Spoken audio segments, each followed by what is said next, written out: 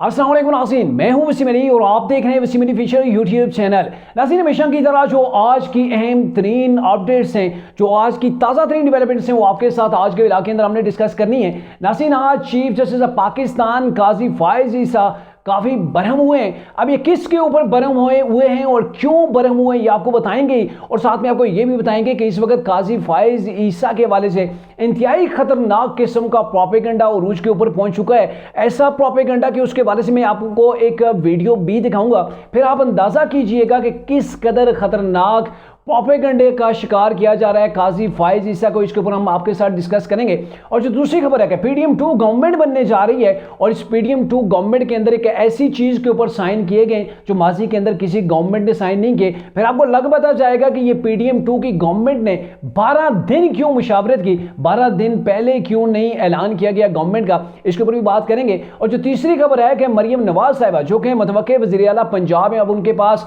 2/3 अक्सरियत जो है वो मौजूद है। आज उन्होंने जो बुलाए हुए थे पार्लिमानी जो लीडर बुलाए हुए थे उनके साथ उन्होंने इजलास किया। उस इजलास की सदारत मरीम नवाज साहिबा ने की। उसकी क्या तफसीलात हैं वो भी आपके साथ शेयर करेंगे और आपको ये भी बताएंगे कि प्रोपेगेंडा ब्रिगेड जिन्होंने जैली बैलेट पेपर के हवाले से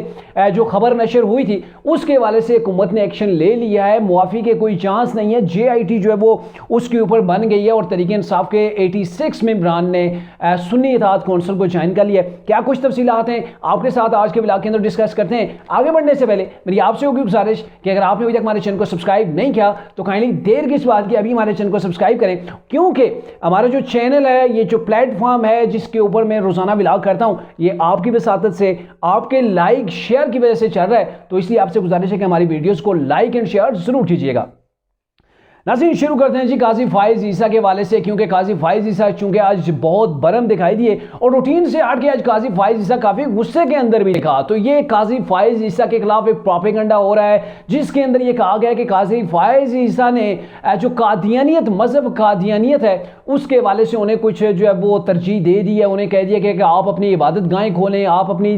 तबलीग शुरू करें। हालांकि जो फैसला दिया गया था उसके अंदर कहीं पर भी काजी फायज ईसा ने इस चीज़ की इजाज़त नहीं दी। मैं कुछ रिमार्क से काजी फायज ईसा के वो भी ऐसे नहीं थे कि कहीं पर उन्हें कादियानों को खुली छुट्टी दे दी और ये कह दिया कि हाँ भाई आप अपने मजहब की तबलीग करें, जहां भी चाहें आप कर सकते हैं, आप अपनी इबादत गाहें खोलें। ऐसा नहीं है, बल्कि जो पाकिस्तान के आइन है, आइन की जो शिक्कें थी वो काजी फायज ईसा ने पढ़ के सुनाई, जिसके खिलाफ प्रोपेगेंडा शुरू कर दिया गया। और प्रोपेगेंडा करने वाले आप जानते हैं कौन से लोग हैं जो काजी फायज ईसा से जलते हैं या फिर काजी फायज ईसा से उनको तकलीफ पहुंची है। तकलीफ पहुंचने से मुराद यह कि बहुत से ऐसे केसेस हैं ताकतवर शख्सियात के जो अनटचेबल अपने आप को समझते थे और उन्हीं लोगों ने ये ट्रेंड शुरू करवा दिया और खतरनाक किस्म का, क्योंकि आपको पता है कि मजहबी जो मामलात होते हैं, मजहबी तफरकाबाजी होती है और फिर मजहब को लेकर अगर कोई कह दे रहा होता है कि वो नामूस रिसालत के खिलाफ बात कर रहा है। आपको पता है पाकिस्तान के अंदर कितने ही इस तरीके से जो है वो कोर्ट के अंदर नहीं बल्कि सड़कों के ऊपर, घरों के अंदर ऐसे कई कत्ल हुए हैं जिनके ऊपर इल्ज़ाम लगाया गया कि ये नामूस रिसालत को तस्लीम करने वाले नहीं थे या फिर उसके मुनकर थे या फिर ऐसी कोई बातें जो वो रिलेटेड होती थी। तो अल्लाह मुआफ़ करे। ये 2-3 चीज़ें हैं। एक तो यह है कि कोई कहे कि आप पाकिस्तानी नहीं हैं, आप गद्दार हैं, तो ये बहुत बुरा टैग है। दूसरा इंतहाई रुस्वाकुन किस्म का टैग है कि कोई कहे कि ये मुसलमान ही नहीं है और ये जो है वो नमूस रिसालत का मानने वाला नहीं है। तो ऐसी चीज़ें किसी भी शख्सियत के लिए काफ़ी तकलीफ दह हो सकती हैं। तो अब ये है कि काजी फायज ईसा के खिलाफ ये तो चीज़ें चल रही हैं, लेकिन इसके अलावा मीडिया भी काजी फायज ईसा के पीछे पड़ चुका है। और आपको मैं बताऊँ कुछ जो रिमार्क्स हैं काजी फायज ईसा के, जो मैं पढ़ के आपको सुनाता हूँ। आपने बड़े बागौर से इनका मुशाहिदा करना है कि काजी फायज ईसा किस कदर गुस्से के अंदर हैं। काजी साहब ने 3 रुकनी एक बेंच था जो इलेक्शन को कलअदम करार देने के हवाले से केस था, उसकी सुनवात कर रहे थे, जिसके अंदर काजी फायज ईसा थे, जस्टिस मुसरत इलाली हैं और पता नहीं तीसरे भी एक कोई जस्टिस हैं, अब मुझे उनका नाम याद नहीं। तो इस बेंच के अंदर जाके ये काजी फायज ईसा ने रिमार्क्स ये कि हर चीज़ पर ज़मीर बेच दो, यानी कि हर भी जो चीज़ है, मीडिया वालों को कह रहे हैं कि हर चीज़ पर आप ज़मीर बेच दो, घर बैठकर कुछ भी चला देते हैं, ये तो कोई शक ही नहीं है। और अभी यही चीज़ लेके मैं आपको थोड़ी सी तफसील भी बताऊंगा इसके हवाले से। जो जजेस हजरात हैं वो चूँकि प्रेस कॉन्फ्रेंस नहीं कर सकते कि अपनी जाके वो वहाँ पे जाके वजाहतें दें, क्योंकि आपको पता है कि ये जजेस हजरात जो होते हैं इनके खिलाफ अगर कोई बात करता है तो प्रेस कॉन्फ्रेंस की इनको इजाज़त नहीं होती कि आप पब्लिक के अंदर जाएँ प्रेस कॉन्फ्रेंस करें, वहाँ पर उसकी आप तफसीलात देते रहें। और ये कहा गया कि खबर चलाने से कबल पहले तस्दीक तो कम से कम कर लिया करें, रजिस्ट्रार को ही कॉल करके आप पूछ लेते। और ये मामला बेसिकली क्या है कि ये एक जो मामला था कि ये जो कमिश्नर रावलपिंडी जो थे उनका जो मामला था, जो उन्होंने बातें की थी, प्रेस कॉन्फ्रेंस की थी, प्रेस कॉन्फ्रेंस के बाद ये कह दिया गया था कि जज हजरात ने आपस में मीटिंग शुरू कर दी है सुप्रीम कोर्ट के अंदर, और फिर ये भी कहा गया कि इसके ऊपर एक बेंच भी बन गया जो इसकी बाकायदा तहकीकात करेगा। लेकिन क्या है कि ऐसा कुछ भी नहीं था। लेकिन और 2 रोज़, लगभग 1 से 2 रोज़ जो है वो मुख्तलिफ बड़े जो चैनल है जिसके अंदर जियो न्यूज़ शामिल है, और जियो न्यूज़ आजकल जो है फ्रंट के ऊपर है, कहीं पर भी प्रोपेगेंडा हो रहा होता है तो आप देखें कि जियो न्यूज़ की वहाँ पर टिकट्स चल रहे होते हैं, जियो न्यूज़ ने लाजमी वो खबर जो है वो शेयर की होती है। तो इसके वाले से काजी फाइज ने कहा कि कम से कम खबर की पहले तस्दीक तो कर लिया करें, या फिर रजिस्ट्रार को कॉल कर लिया करें, उससे पूछ लिया करें कि हाँ भाई कोई बेंच बना है नहीं बना है, जजेस रात ने मीटिंग शुरू की है या नहीं की है, और कहा कि सच बोलें और सच बताएं। लेकिन नहीं, ना सच बोला जाता है ना सच बताया जाता है। यहाँ मीडिया को बस अपनी रेटिंग की बड़ी है। ये तो डेफिनेटली जिसे कहते हैं ना कड़वा सच, ये तो कड़वा सच है कि मीडिया कोई भी होता है वो अपनी रेटिंग के पीछे कुछ भी कर सकते हैं, और बहुत गिरी हुई हरकतें भी होती हैं मीडिया के अंदर। कहते हैं जी हफ्ते को एक मरकजी टीवी पर खबर चली कि जजेस का इजलास हो गया है। हफ्ते के रोज़ ये भी खबर चली कि बेंच बन गया है और समाज शुरू हो गई है। सुप्रीम कोर्ट बार के जो सदर उन्होंने ये कहा, और इसके अलावा ये भी कहा गया कि मीडिया से गलती भी हो सकती है। चीफ जस्टिस ने कहा मीडिया से गलती भी हो सकती है, लेकिन वजाहत भी तो चलाएं। अगर मीडिया कहीं पर गलत रिपोर्टिंग कर गया है तो उसका इखलाक का मयार ये होना चाहिए, उसको अपने इखलाक का मयार इतना बनाना चाहिए कि वो कम से कम मीडिया के ऊपर खबर चलाई जाए कि हमसे गलती से ये खबर चल गई जो कि दुरुस्त नहीं है, खाए के मुनाफी से हम माजत खुआएं। लेकिन ये कौन चलाता है? आज का मीडिया तो नहीं चलाता, क्योंकि उसने प्रोपेगेंडे को हवा देनी होती है, और प्रोपेगेंडे को जो हवा देते हैं उनका टारगेट सेट होता है। हमने 5-6 घंटे के अंदर इतनी रेटिंग हासिल करनी हो, इस खबर को इतना फैलाना है, और वो फैला भी चुके होते हैं। फिर कहा गया कि मीडिया आजकल बस काम का रह गया है, यानी कि नाम का रह गया है, झूठी खबरें चलाकर रेटिंग हासिल की जा रही है। चीफ जस्टिस ऑफ पाकिस्तान इसी चीज़ के ऊपर भरे में। और आपको बताऊं कि अभी ट्विटर के ऊपर आप देखें पिछले रिसेंटली कुछ दिनों से जो हामिद मीर का अशर किया हुआ है मुस्लिम नून की सोशल मीडिया टीमों ने, क्योंकि हामिद मीर ने बहुत से ऐसे हक़ाइक़ चलाए हैं, ऐसी चीज़ों के ऊपर गुफ्तगू की है जो उन्हें शायद नहीं करनी चाहिए थी। स्पेसिफिक जैसे कि उनका एक बयान जारी हुआ था कि इसहाक डार के हवाले से, तो उसके ऊपर भी उन्होंने माफ़ी नहीं मांगी। तो इस चीज़ का लेकर कि मीडिया झूठी रिपोर्टिंग कर रहा है। और फिर आपको पता है कि रिसेंटली वो जो बैलेट पेपर्स थे जेली जो लाहौर की एक मार्केट के अंदर बनाए जा रहे थे, एक प्रिंटिंग प्रेस से वहाँ पे तैयार किए जा रहे थे, तो उसके हवाले से हम न्यूज़ के ऊपर जो होते हैं ना साकिब खान साहब, तो उन्होंने जो स्टोरी की थी, तो फिर उसके बाद तो आप समझ सकते हैं कि मीडिया क्या कर रहा है, किस किस्म का प्रोपेगेंडे के पीछे लगा हुआ है, और कैसे पाकिस्तान के अंदर इंतशार को हवा देने की जो है वो कोशिशें की जा रही हैं। और इसी चीज़ को लेकर आपको ये खबर भी दे दूँ कि निगरान जो गवर्नमेंट है उन्होंने JIT बनाने का फैसला कर लिया है। और इस JIT की जो फैसला किया गया है तो इसके अंदर ये होगा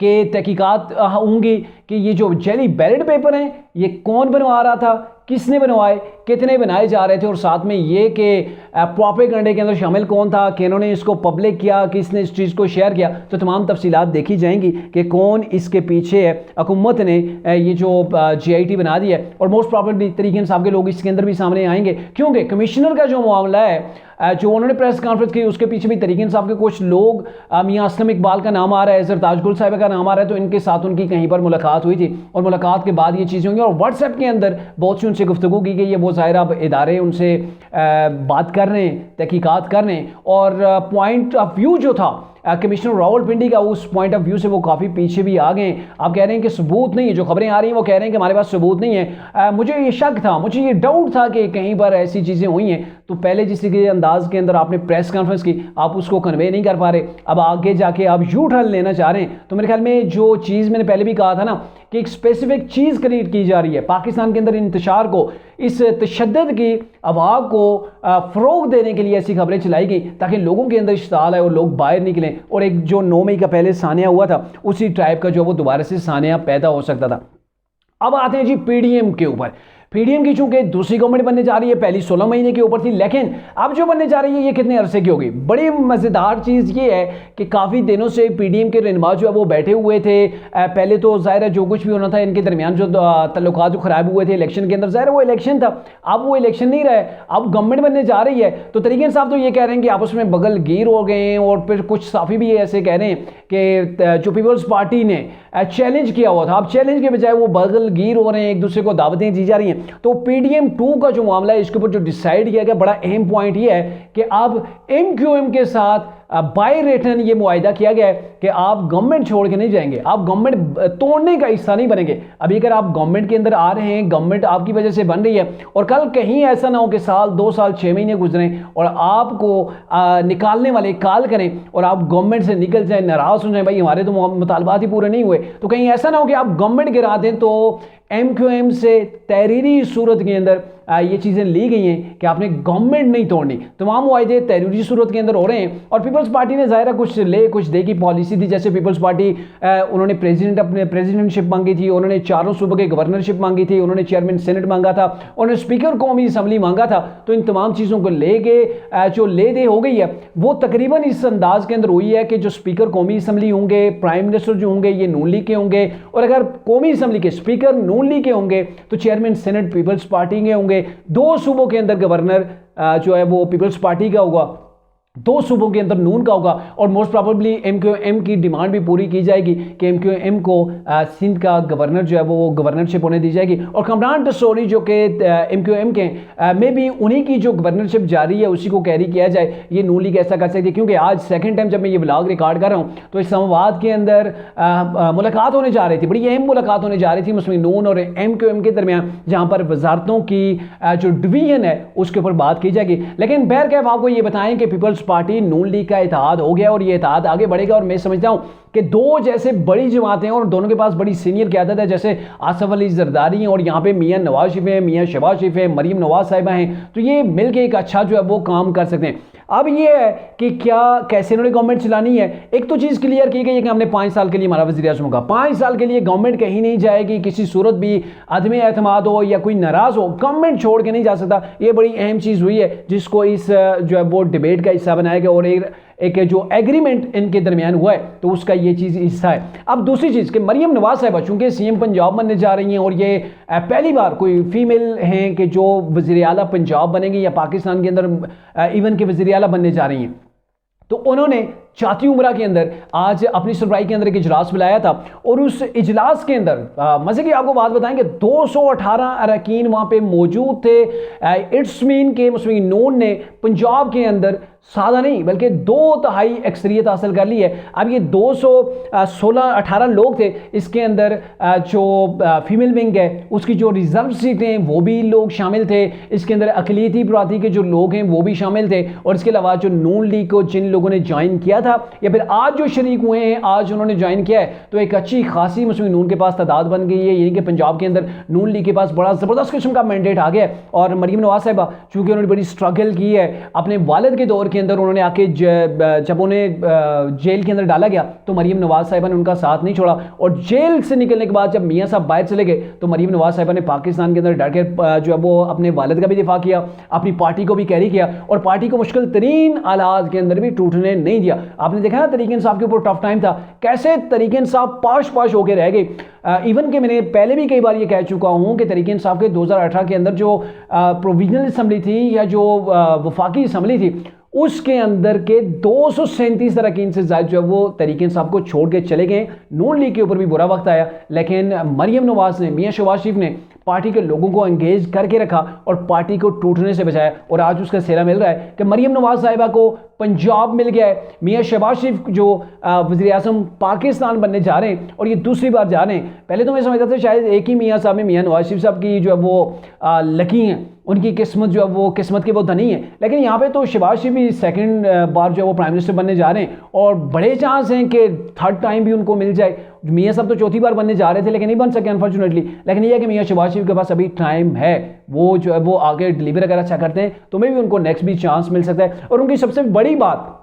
कि PDM को कैरी करने के अंदर वो एक्सपर्ट होंगे, क्योंकि रिसेंटली अभी उनको क्यों तरजीह दी गई, आपको पता है कि 16 महीने की जो गवर्नमेंट थी उसके अंदर एस्टेब्लिशमेंट के साथ भी वो चल रहे हैं, टफ टाइम था, पाकिस्तान डिफॉल्ट की तरफ जा रहा था और जितने भी इत्तेहादी थे सबको साथ लेके चलना एक मुश्किल चीज़ होती है। तो मेरे ख्याल में वो प्लस पॉइंट शहबाज शरीफ को मिल गया है कि आप एस्टेब्लिशमेंट को भी खुश रख सकते हैं और PDM की जमातों के साथ भी जो है वो चल सकते हैं, और जो रिसेंटली जो उनका एक्सपीरियंस है एस्टेब्लिशमेंट के साथ चल के पाकिस्तान की मैशत को बेहतर करना, पाकिस्तान के जो दोस्त ममालिक हैं उनके साथ तल्लुकात को इस्तेमाल करना, तो मेरे ख्याल में ये प्लस पॉइंट शहबाज शरीफ को मिला है जिसकी वजह से वो prime minister of Pakistan second time जो है वो बनने जा रहे हैं। अब आते हैं जी तरीके इंसाफ की जानिब। कि तरीके इंसाफ ने बाकायदा तौर पर इलेक्शन कमीशन को सर्टिफिकेट जारी कर दिए कि 86 मेंबरान हमारे सुन्नी इत्तेहाद कौंसिल के अंदर शामिल हो गए, यानी कि तरीके इंसाफ ख़त्म शुद्ध और अब हमारे लोग सुन्नी इत्तेहाद कौंसिल के अंदर शामिल हो गए। तो सुन्नी इत्तेहाद कौंसिल के ये जो सर्टिफिकेट हैं ये आप अपने पास रख लें कि हमारे ये लोग जो है वो शामिल हो गए सुन्नी इत्तेहाद के अंदर। लेकिन बड़ी मज़े की जो चीज़ है, जिस इत्तेहाद के अंदर ये शामिल हुए हैं, जो रिजर्व सीटें थी उनके लिए चांसेस कोई नहीं है। आप पिछला मेरा ब्लॉग उठा के देख लें, पूरी की पूरी तफसील इसी के ऊपर है कि आप तरीके इंसाफ के पास चांसेस नहीं है कि उनको इलेक्शन कमीशन रिजर्व सीटें दे दे, मिनार्टी की जो सीटें हैं वो उनको मिल जाएं, चांसेस बड़े कम हैं।